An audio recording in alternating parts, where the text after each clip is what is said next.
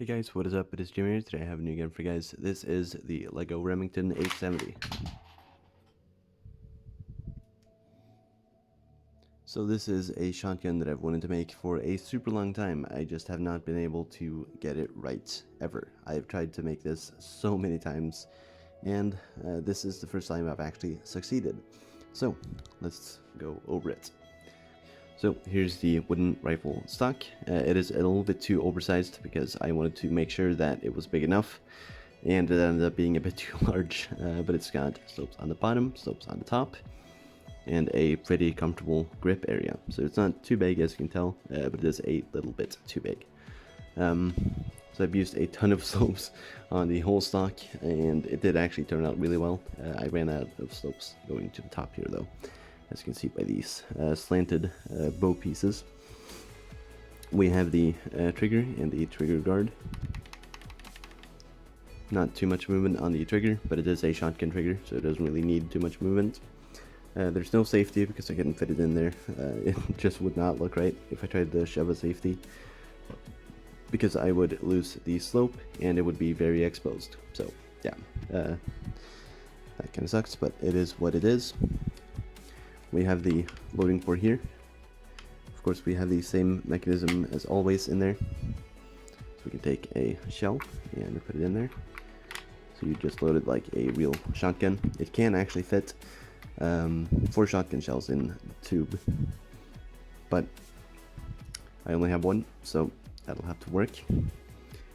We have the pump here, which is sloped out just to make it feel really nice and of course resemble the real thing. So these inverted slopes have a little channel that goes in, which compensates for a few plate spaces, which makes it easier to wrap around a loading tube, of course 4 wide.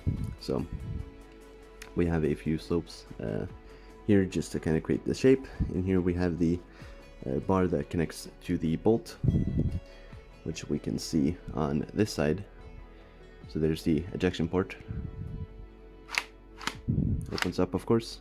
I did want everything to be open through here, but sadly I needed to have this plate layer going through to make sure that everything was completely sturdy. So I did want everything to work completely perfectly where you load in, and then it ends up in here, and you can chamber it, and then it falls out of the chamber when it is empty, or supposed to be a spent shell.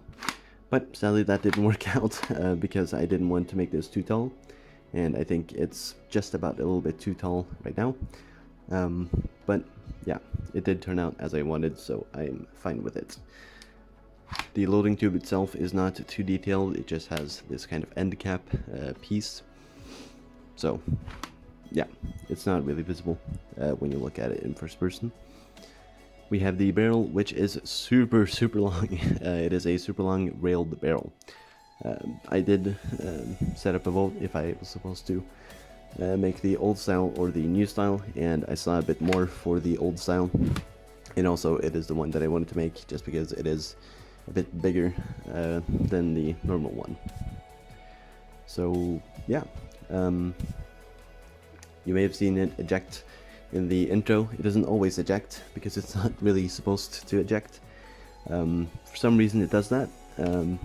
It's a fun feature, but it's not too fun when I can't really predict it. So it kind of works, kind of doesn't, but it does load shells as it should, and yeah, all the mechanisms are as I want them. So eventually I'll be able to kind of revolutionize my shotgun mechanisms and actually make them shell ejecting. But for now, it will remain like this. So yeah, that is pretty much it. Pretty short video, not too much to go over on this thing. So yeah, that's pretty much it. Thank you guys so much for watching, and I'll see you guys. Goodbye.